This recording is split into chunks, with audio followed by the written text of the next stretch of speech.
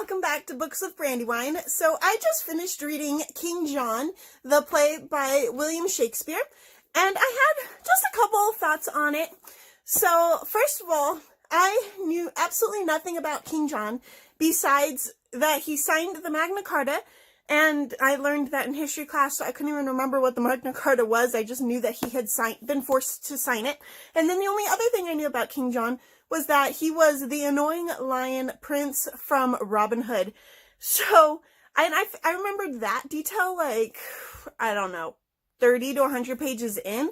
And so I was, like, kind of enjoying it and thinking kind of well of King John and not really knowing what was going on. And then all of a sudden I was like, wait a second, wasn't he that annoying Prince John from Robin Hood? And then I kind of stopped thinking so well about him, because now I had a new view of him. So the basis of the story is that King John has just become king, I think. I don't think he's been king for very long. And his kingship is called into question because his older brother Richard died and he left no heirs. But he had another older brother named Joffrey who did have an heir. And because that was the older brother, it was believed that his son Arthur should have been the next king, as opposed to John, who was the younger brother of Joffrey, even though he was older than Arthur. And so Arthur has the aid of the King of France, as well as the Duke of Austria, who killed King Richard, and he has his mom Constance, and they are fighting with King John to get, like, it didn't sound like they were trying to get the entire crown, just the territories that were owned by England that were located in France, in Normandy. And so that is the first half of it, and then wars ensue for different reasons. And I did not know that the full title is The Life and Death of King John, because obviously it just says King John. And then I was reading, like, partway through it, and somewhere it popped up, I don't remember where, that it was The Life and Death of King John. I was like, oh, spoiler alert. I mean, I knew he was going to die eventually, but I didn't realize he was going to die in this play. And so I did go through and read it without looking up very much. I did look up Arthur's age because they kept referring to him as being super young and being a boy. So when King Richard died, Arthur was 12 years old. And when Arthur died, or at least when he disappeared, he was about 16 years old. So he was very young. And then so I read through the play.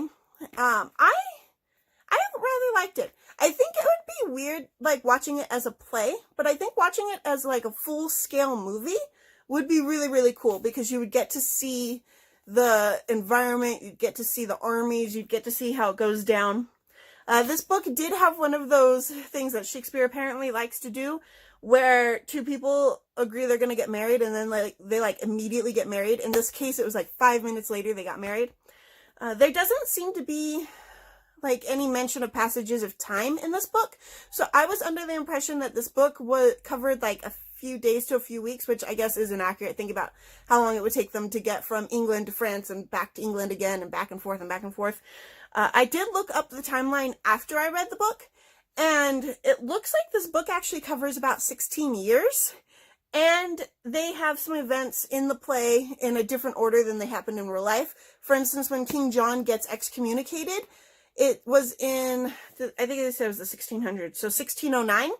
And when Arthur disappeared and is presumed dead is 1603. So Arthur died before King John got excommunicated. But in the play, King John gets excommunicated before Prince Arthur dies. So, or Duke Arthur. And so there definitely was some tweaking with the timeline, tweaking with how things happened. How King John dies in the play is different from how he died in real life.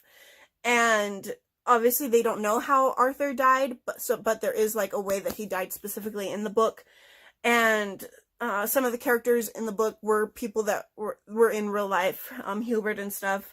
And some of the things that happened, like Hubert being asked to torture and kill Arthur, happened in real life. And in real life, he also refused to do it, just like in the book. So, those things are similar.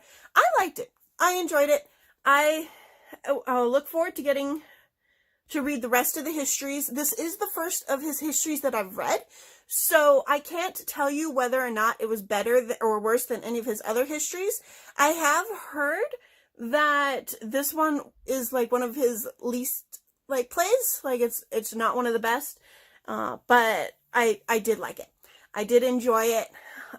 There is a cool, like there was a history in the back that talked about the history of King John, and then also a modern interpretation of King John and some further readings of King John.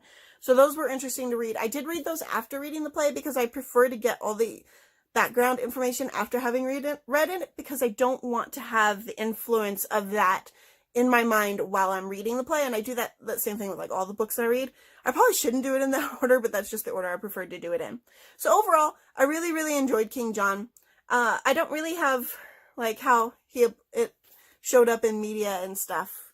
I'm sure there's movies about it, but overall, I liked it. I would suggest reading it.